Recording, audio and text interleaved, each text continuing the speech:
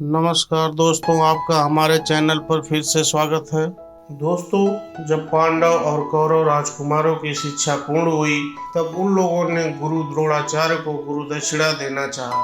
द्रोणाचार्य को पांचाल नरेश द्रुपद के द्वारा किए गए अपने अपमान का स्मरण हुआ और उन्होंने राजकुमारों से कहा, राजकुमारों, यदि तुम गुरु दक्षिणा देना चाहते हो तो पांचाल नरेश द्रुपद को बंदी बनाकर मेरे सामने प्रस्तुत करो, यही तुम्हारी गुरु दक्षिणा है। गुरु की बात सुनकर सभी राजकुमार अपने अस्त्र शस्त्र उठाकर पांचाल देश की तरफ निकल पड़े। तो चलिए शुरू करते हैं। उससे पहले आप हमारे चैनल को सब्सक्राइब कर लीजिए और घंटी का आइकन दबा दीजिए ताकि ऐसी और कहानियां जब हम लाएं तो उसकी जानकारी आपको तुरंत हो। महाभारत में पृषत नाम के एक राजा भरद्वाज मुनि के मित्र थे। उनके पुत्र का नाम द्रुपद था।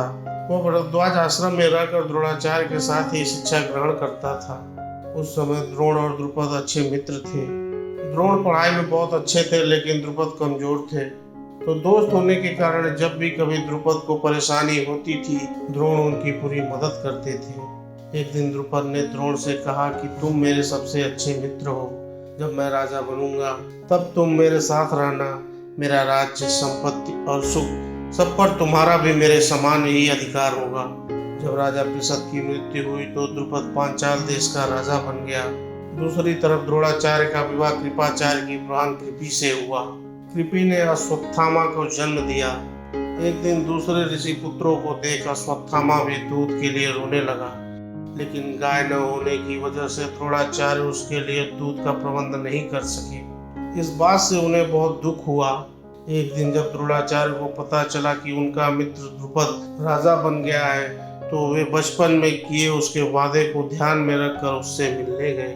राज्यसभा में पहुंचकर द्रोणाचार्य ने द्रुपद को सखा कहकर संबोधित किया, पर द्रुपद ने ध्यान नहीं दिया। द्रोणाचार्य को लगा कि द्रुपद को शायद स्मरण नहीं आ रहा। उन्होंने अपना परिचय और गुरुकुल का संदर्भ याद कराया और फिर मित्र कहा। इस पर द्रुपद ने अपने सहपाठी को पहचाना जरूर, पर तिरस्कार के साथ। उन्होंने कहा, जो राजा नहीं वह राजा का सखा नहीं हो सकता।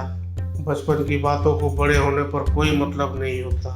उनका स्मरण करा के आप मेरे सखा बनने की चेष्टा कर रहे हैं। एक राजा और एक साधारण ब्राह्मण कभी मित्र नहीं हो सकते। द्रोणाचार्य को इस तिरस्कार से बड़ा दुख हुआ।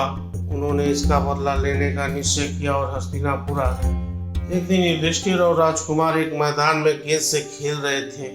तभी गेंद गहरे कुएं में गिर गई। राजकुमारों ने उस गेंद को निकालने की काफी कोशिश की, लेकिन वह नहीं निकली।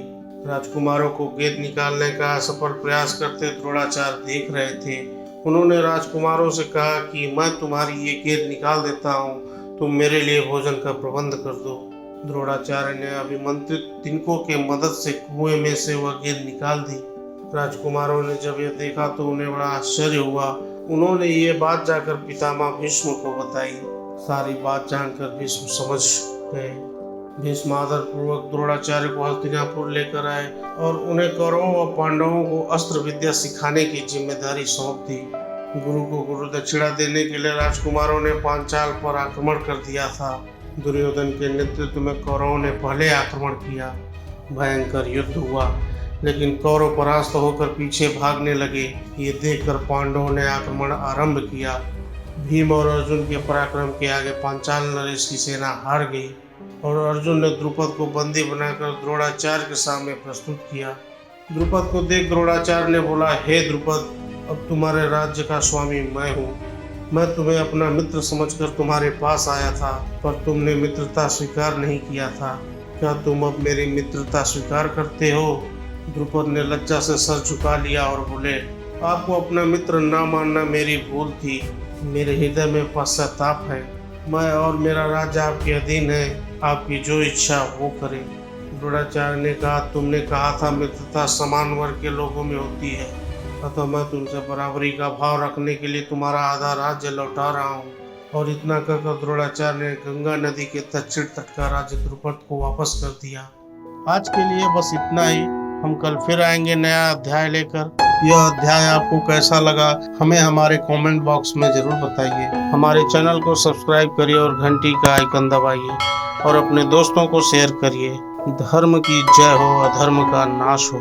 जय श्री राम।